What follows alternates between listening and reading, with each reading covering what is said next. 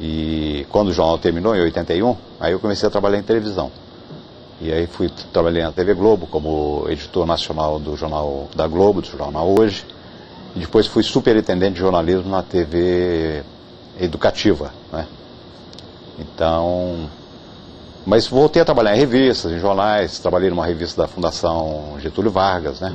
Agroanálise. Você teve uma atuação muito forte junto à Manchete, não foi isso? Manchete eu fiquei muito tempo. Eu comecei na Manchete antes dela ir ao ar, em 83. Criou, praticamente. Fiz parte do pessoal que deu início, né? Deu pontapé inicial.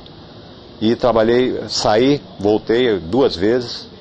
E eu estava lá no final também, quando a Manchete, ajudei no nascimento e no enterro também. E aí, como é que foi a transição para começar a escrever livros? Você sempre teve essa vontade de ser escritor? Eu sempre tive paixão pela etimologia, né? Que é a ciência que estuda a origem das palavras. Então eu comecei, eu colecionava de maneira assim, como passatempo, né? Como um hobby, a origem das palavras. Aí quando eu joguei que já conhecia um número muito grande de palavras, eu falei, agora eu vou fazer uma pesquisa sistemática, né, com o objetivo de transformar o resultado em livro.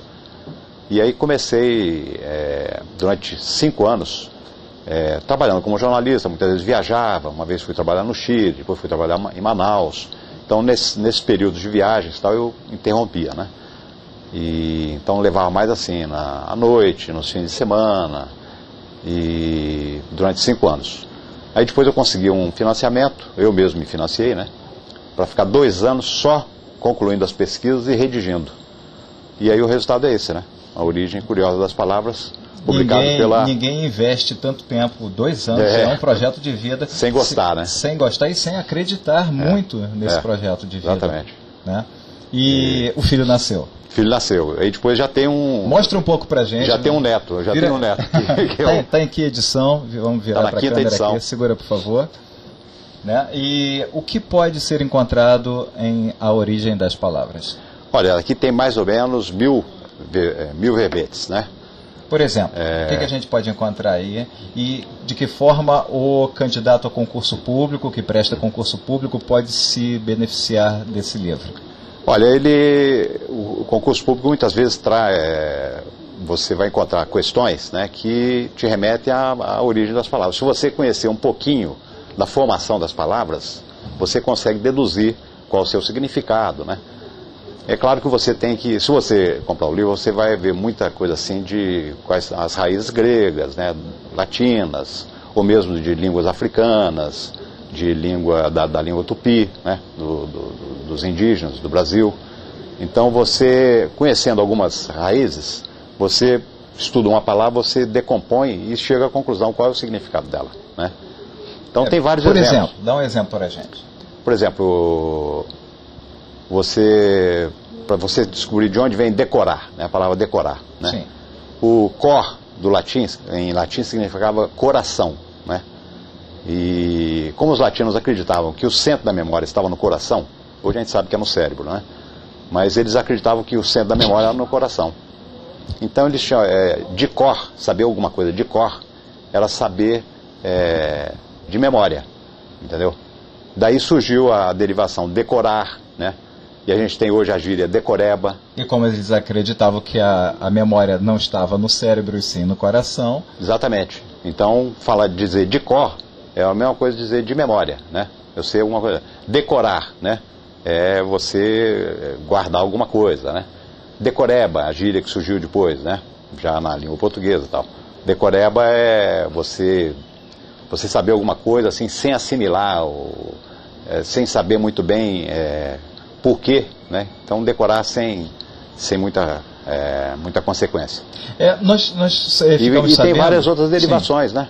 Desse cor tem várias outras derivações. A partir do... Você tem o concordar, que é botar os corações em sintonia, em harmonia, né? Discordar já é o contrário, né? É a dessintonia, é você não harmonizar os corações, né? Que surge também o termo coragem, né? Coragem é a disposição de bravura do coração, né? Então você tem várias derivações, todas a partir desse cor, que significava coração, né? E foi até para a língua inglesa, né? Record, que é gravar, né? Então, que é gravar, que é você manter um registro, né? Uma memória daquilo. É verdade que as principais bancas do país, especialmente o NCE, Núcleo de Computação Eletrônica da UFRJ, ele cita o seu livro na bibliografia, nos editais, e utiliza algumas palavras do seu livro para formular questões de provas? Isso, já encontrei, fazendo pesquisa na internet, aí descobri já várias provas, né, de concurso, onde eles utilizam alguns termos do meu livro. E eles citam, né, o autor, o livro, né, e citam um verbete e depois fazem várias perguntas, 10, às vezes 13 perguntas sobre aquele verbete, né, sobre aquele texto, né, o significado, o que o autor quis dizer, etc. Tal. Uma coisa que muito me honra, né. Com certeza. Agora vamos falar um pouco do seu lançamento do livro no Jô Soares. Você passou pelo Jô Soares. Ele deve ser um apaixonado por etimologia, não é verdade? O que você retira dessa sua entrevista lá no Jô? A ponto de um ícone de audiência como o Jô Soares se interessar, por exemplo, pela origem das palavras? Ele é um apaixonado pela origem das palavras, né? Me chamou inclusive por isso. E aí foi uma entrevista muito agradável, porque você sabe que a pessoa conhece, né? Ele conhece um pouco tal, e muito interessado, né? E aí no fim ajudou muito nas vendas. O livro está na 5ª edição, né? O Jô Soares deu uma boa contribuição nesse sentido, né? Para ajudar a alavancar as vendas. E você também é convidado para dar entrevistas e palestras por todo o Brasil, é verdade? Isso, várias faculdades chamam, né? Principalmente da área de comunicação.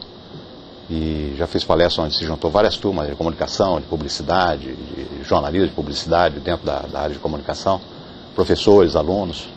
Então, uma coisa que é muito bom, inclusive é melhor do que lançamento de livro, porque lançamento você tem que dar um trabalho danado, você fazer convites, né, para 500, 600 convites, etc. Né? E a palestra, você vai fazer uma palestra numa outra cidade, quando você chega, tal, já a divulgação, né, nos meios de comunicação, os alunos compram, então já há uma divulgação natural sem ter esse trabalho todo de enviar convites, de fazer a noite de autógrafos, né? É mais vantajoso. E falando também diretamente para o público-alvo, que são os estudantes. Isso, né? Então, as palestras nesse ponto são bastante lucrativas para os concurseiros, inclusive, portanto, não percam. A origem das palavras, qual é a editora? A editora José Olímpio. José Olímpio. E você poderia deixar o seu site? Tá, o meu site é Buenomar, Bueno mais M de Maria A-R, né, tudo junto, buenomar@yahoo.com. Nós vamos pedir à nossa produção que escreva, né, aqui no rodapé. Outra coisa, com relação às dicas que você vai dar para a gente vai pedir para você colocar no quadro algumas palavrinhas e explicar, entender a origem dessas palavras. Mas antes de terminar a entrevista, eu queria saber quais são os seus projetos para o futuro, e especialmente TV pública. O que é a TV pública? Olha, a TV pública é um projeto aí do governo federal, né? E já deve entrar no ar no dia 2 de dezembro, se não me engano. E já é digital, né? Sistema digital. Eu acho que, por exemplo, a TV que a gente tinha, os meios que a gente tinha até hoje eram basicamente estatais, né? Que dependem fundamentalmente do governo federal para a liberação de verbas, etc. E não se diferenciavam muito, né, das TVs comerciais, né? E as TVs comerciais, elas privilegiam uma produção cultural desse eixo Rio-São Paulo, né? Basicamente do eixo Rio-São Paulo. Então você vê a cultura de jovens de Ipanema sendo difundidos para todo o Brasil o tempo todo, como se fosse a cultura brasileira, né? Quer dizer, o que tem a ver, né, a juventude de Ipanema com a cultura brasileira, né? Você tem uma produção cultural em todo o Brasil riquíssima, né? E que não aparece nos meios de comunicação, né? Então você precisa de uma TV que privilegie essa diversidade cultural, né? Então tudo isso eu acredito que vai começar a aparecer na TV pública, né?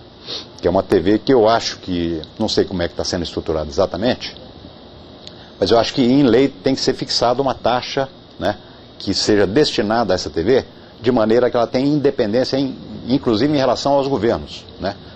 Independentemente de ser governo do Lula, do Fernando Henrique, do Zé Serra, de quem quer que seja, né, ela tem aquela verba já destinada a ela. Então ela realmente mantém uma certa independência, ela pode ser até crítica em relação ao governo, né? Isso é TV pública, é uma TV que expressa os anseios da sociedade. que reflete a cultura da sociedade, de uma maneira geral, né? Tomara que de alguma forma você seja incluído aí nesse projeto governamental que te chame, já que você tem um currículo vastíssimo aí, Band, SBT, Manchete, TV Globo, TVE e vai por aí afora, fora os jornais.